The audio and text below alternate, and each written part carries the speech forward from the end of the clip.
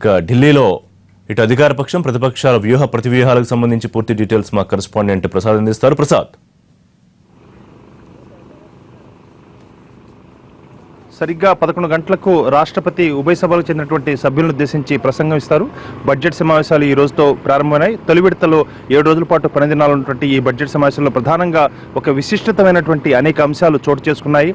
Railway బడ్జెట్ను general సాధారణ బడ్జెట్లో సమ్మిళితం చేయడంతో పాటు ప్రణాళికేతర వ్యయాన్ని అదేవిధంగా ప్రణాళిక వ్యయాన్ని కూడా మెర్జీ చేస్తూ కూడా ఒక కొత్త పంథాలో బడ్జెట్ను ప్రవేశపెట్టేందుకు అరుణ్ జైట్లీ ఇప్పటికే కసరత్తు చేశారు. ప్రధానంగా రాష్ట్రపతి ప్రసంగంలో ప్రభుత్వం ఈ నోట్ల రద్దీ విషయంలో ఎదుర్కొన్నటువంటి సమస్యలు, అదేవిధంగా ప్రజలు ఎదుర్కొనే సమస్యలను ప్రస్తావించడంతో పాటు దీనికి సంబంధించి బడ్జెట్లో అనేకమైనటువంటి పరిష్కార మార్గాలు ఉన్నాయన్న అంశాన్ని కూడా చూచాయిగా చెప్పే అవకాశం ఉంది. ఇకపోతే 2016-17 ఆర్థిక సంవత్సరానికి సంబంధించినటువంటి ఎకనామిక్ సర్వే ఈరోజు బడ్జెట్ ప్రవేశపెడతారు సభలో.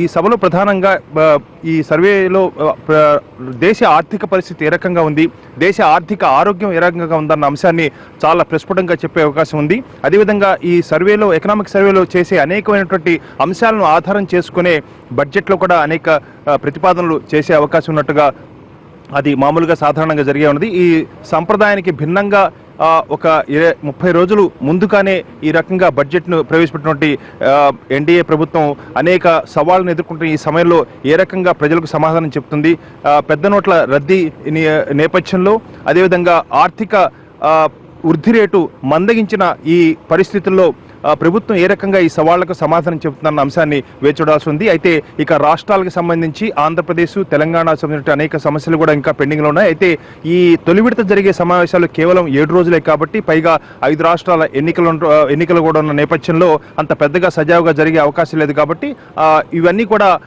రెండో విడతలో జరిగే బడ్జెట్ సమావేశంలో చర్చకు వచ్చే అవకాశాలు ఉంటుందిగా తెలుస్తుంది. మొత్తానికి మోడీ ప్రభుత్వానికి ఒక పెద్ద సవాలుగా మారుతుంటే బడ్జెట్ ఏ రకంగా ఉండబోతున్నది అందరూ వేచి చూడాల్సి ఉంది.